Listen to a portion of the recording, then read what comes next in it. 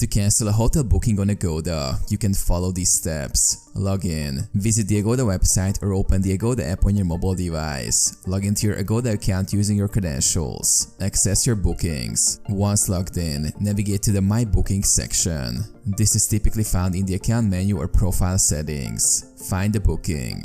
Locate the hotel booking that you wish to cancel from your list of bookings. Click on the booking to view the details. Review cancellation policy.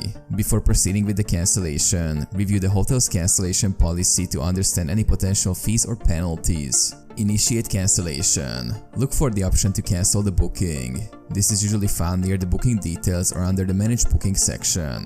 Confirm cancellation. Follow the prompts to confirm the cancellation.